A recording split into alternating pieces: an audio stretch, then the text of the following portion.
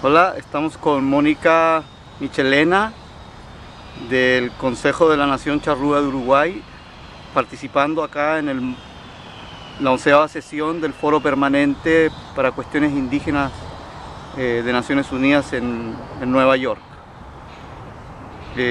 Mónica, introduce un poco el Consejo Nacional de la Nación Charrúa. Bueno, el Consejo de la Nación Charrúa se forma en el 2005 en Uruguay por una necesidad de reunirnos, de juntarnos todas las pequeñas asociaciones y organizaciones que estábamos ya trabajando desde 1989 en el país. Esa fue una necesidad para poder empezar a reivindicar y a demandar al Estado uruguayo, ¿verdad?, nuestras propias demandas, ¿verdad?, nuestras reivindicaciones, y tener una unidad con un solo criterio para esas demandas.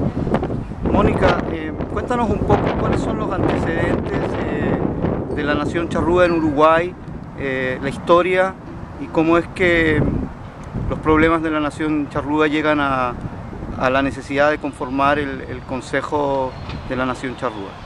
Bueno, desde la llegada de los colonizadores, de los invasores, ya en 1516 llega Juan Díaz de Solís y allí encuentra varios pueblos, y dentro de esos pueblos indígenas está la macroetnia, lo que hoy se llama la macroetnia charrúa, que es la reunión de varios pueblos con costumbres muy similares. Por ejemplo, estaban los charrúas propiamente, dentro de esa macroetnia, los charrúas propiamente dichos, los yaros, los genoas, los boanes, los chanás.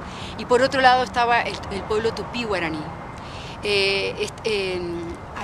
el proceso de colonización, en esos de 200, 300 años, el pueblo charrúa resiste, es muy resistente. Los primeros enfrentamientos los tiene el cacique Zapicán y con Abayubaca, que era su sobrino, con un carácter muy fuerte contra los españoles, ya en 1573 y 1575.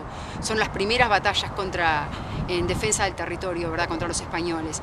Y luego así se genera todo un proceso de colonización, se van queriendo instalar fuertes hasta la fundación de Montevideo, que ya es tardía, ya es en 1764.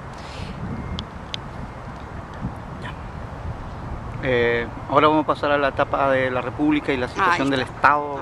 ¿Ya?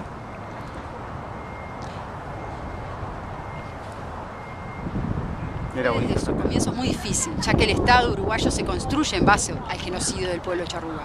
En 1830, el primer presidente de la República Oriental de Uruguay, Frutuoso Rivera, decide, junto con su gobierno, realizar una campaña de exterminio, que fue realizada al año siguiente, en 1831.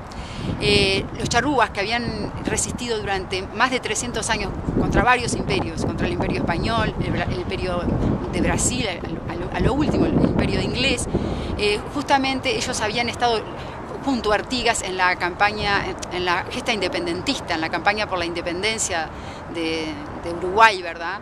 Y habían luchado junto a Artigas, que sí había sido un buen aliado de los charrúas. Luego que Artigas va al exilio, se retira al exilio y es traicionado justamente por Rivera, y Rivera es allí que decide implantar esta campaña de exterminio, porque los charrúas en ese momento estaban ocupando las mejores tierras, él mismo lo dice, las mejores tierras que tiene el Uruguay.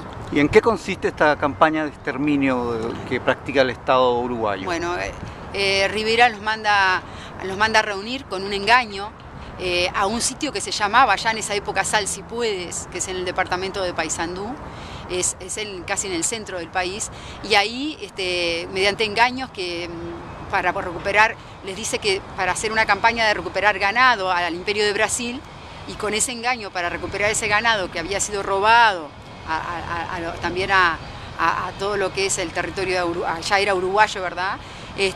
Con ese engaño los invita a ir con sus familias, les hace un convite y ellos van. Hay dos caciques que se niegan a ir, desconfían, pero el grueso, que son aproximadamente 500 charrúas, cada cacique con su toltería, acude a este convite con sus familias, con sus niños, que así fue pedido que fueran.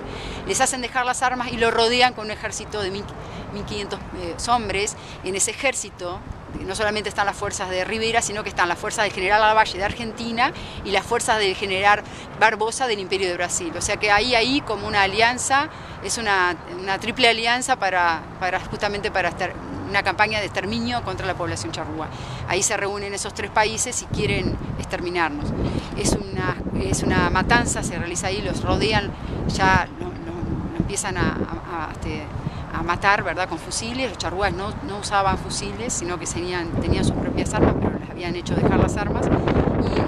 Y es así que esa es una gran matanza, pero luego ahí sucumben los charrúas, pero ahí luego hay unos 50 charrúas que logran escapar y son perseguidos por las fuerzas de Rivera. Durante más de un mes los persiguen y ahí los van encontrando y los van matando.